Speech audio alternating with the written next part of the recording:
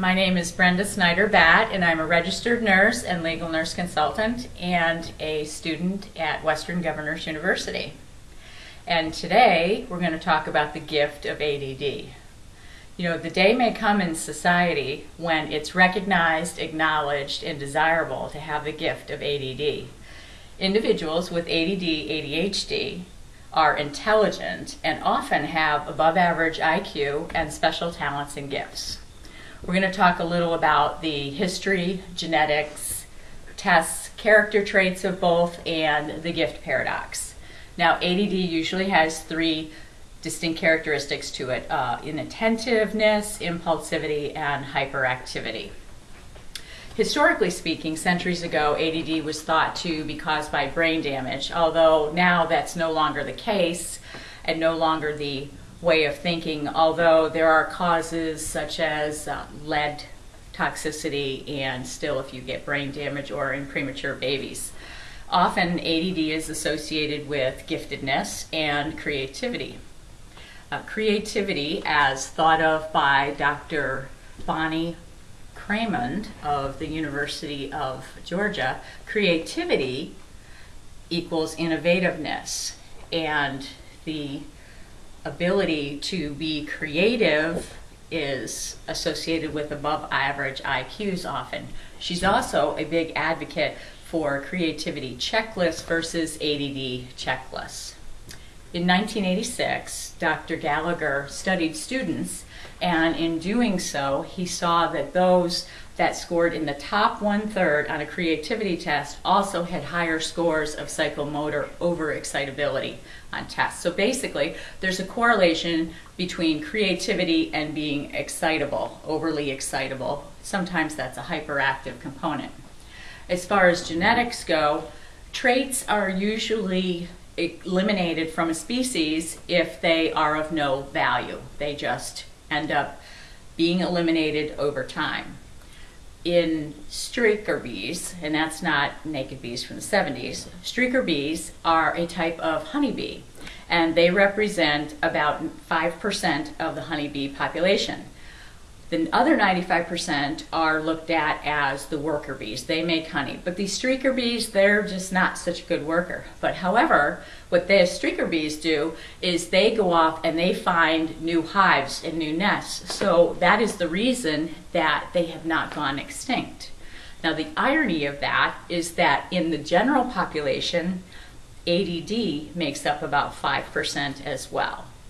It is thought in genetics that if it's less than 1%, that is by chance, that's random. But if there is as much as 5% in a population, that's no accident. It's actually chosen for. Now, as far as the tests that are usually used, a lot of times are IQ, but IQ only tests really for one intelligence or two in one domain.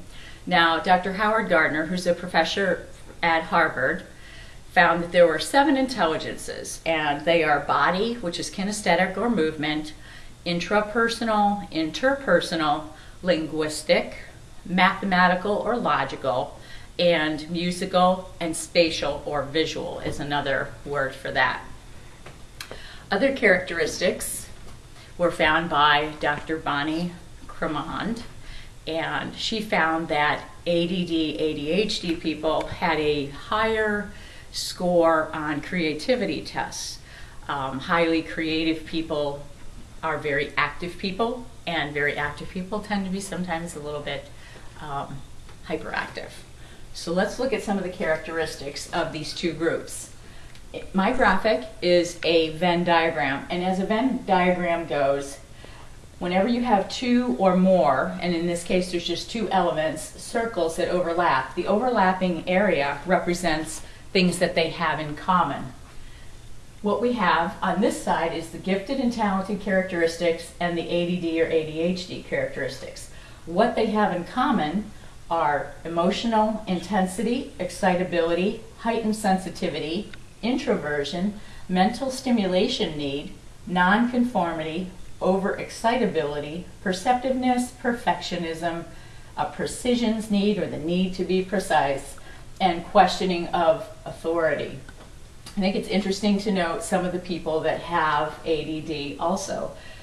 Abraham Lincoln, Albert Einstein, Dr. Bonnie Cremon, Henry Ford, Napoleon, Eleanor Roosevelt, Leonardo da Vinci, Alexander Graham Bell, John F. Kennedy.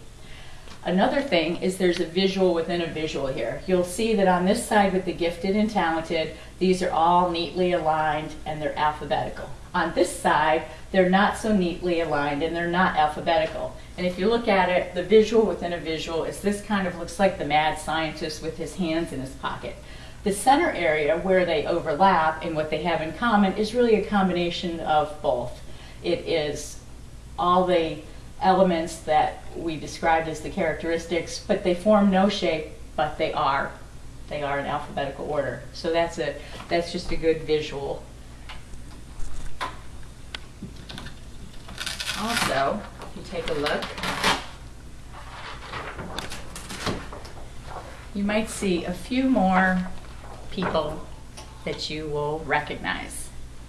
And while you're doing that, I'll go over some things from gifted and talented people, the paradox, contributors to society who have a history of being creative, and many of them are famous. Alexander Graham Bell, JFK, Winston Churchill, Andrew Carnegie, F.W. Woolworth of the five and dime stores. At age 21, he worked in a dry goods store and they wouldn't let him wait on customers. He said he didn't have enough sense.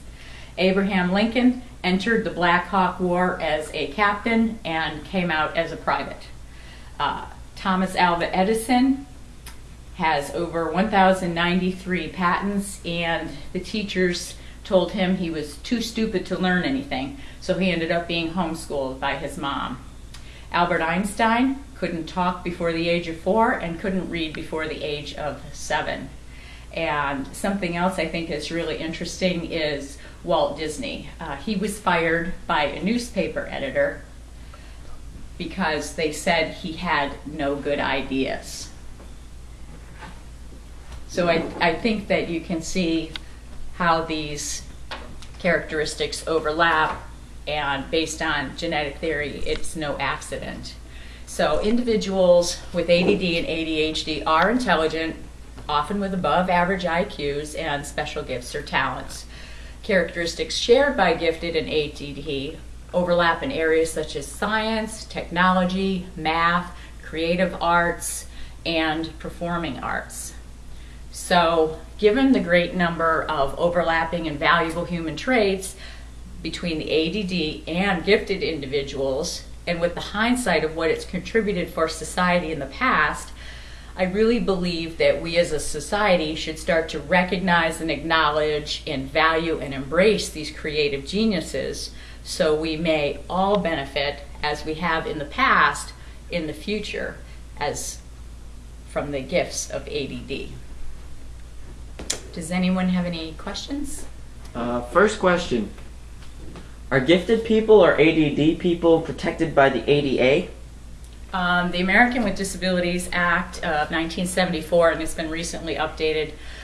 Gifted are not per se in a class by themselves where they are protected, but people with ADD are. And in fact, President Obama on September 25th of 08 actually signed some expanded laws that went into effect on January 1 of 2009. What tests other than IQ can be given for giftedness? Well, there's no one test per se, just like IQ seems to cover just a couple of domains. Humans have overlapping psychological domains, so there's not necessarily one test, but there are tests for like creativity, inventiveness, visual, spatial, and a good example of that is the Torrance test of creativity, and a lot of times you'll see the high correlation. Do you have a question? Are there groups or organizations where we can find information about ADD and giftedness? There's several, especially if you will Google both of those at the same time. A good example, though, is the gifteddevelopmentcenter.com was one place, and also there's the NAEG Center for Gifted Education and Talent Development at the University of Connecticut. And another good site as well is BTE.org, which is Born to Explore. That's another good one. Any other questions?